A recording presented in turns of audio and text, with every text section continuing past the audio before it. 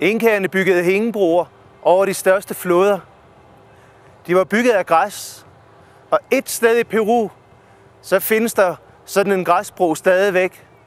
Den går jeg ud på nu,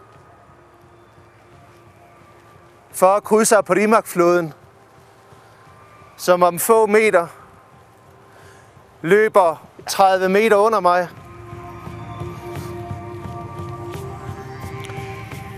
Felipe Guzmán Poma de Ayala, Inka-kronikøren, hvis tegninger jo findes på Det Kongelige Bibliotek i København. Han tegnede de her broer bygget af ichu-græs, stærkt græs. Og ja, det håber jeg godt nok. Lige nu er græsset, det lever op til sit navn som værende stærkt græs. Lige nu, der har jeg Apurimac-floden 30 meter under mig.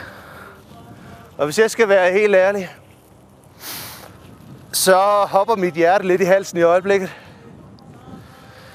Og jeg føler sådan lidt kølige trækninger i nakken. Nu skal jeg lige sørge for også at kigge, hvor jeg sætter fødderne. Fordi sætter jeg dem lidt forkert, så går jeg altså igennem.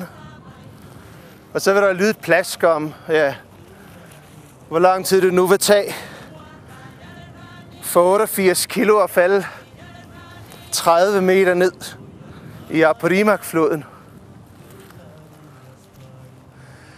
Nu er jeg ude midt på. Det gynger.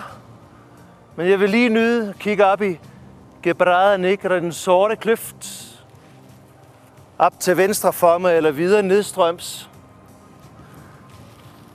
Der er faktisk ekstremt flot lige her.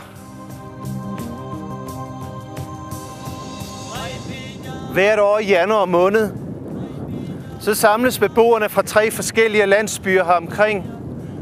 De starter med at gå op ad bjergsiderne og skære store dynger af ichu-græs af og bærer herned. Man holder en fest samtidig med, brænder den gamle bro af. Og så begynder man ellers at flette græsset til små snore, og de små snore bliver rullet sammen til større og større. Ja, efterhånden bliver det jo til tykke reb, som så bliver kastet over, og broen bliver genopbygget.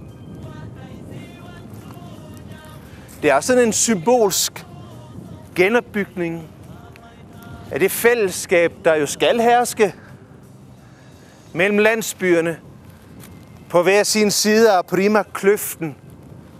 En flod, en kløft, som også på sin vis danner en kulturkløft, skåren af 100.000 års vands løb herned igennem bjergene. Begynder der at gå lidt opad nu.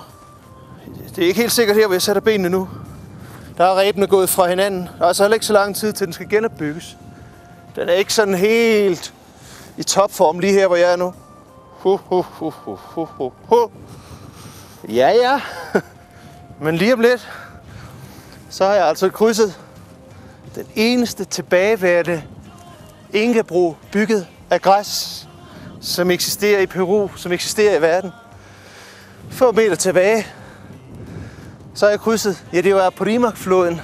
Det er jo den øvre Amazonflod, intet mindre. Jeg har krydset på en bro af græs.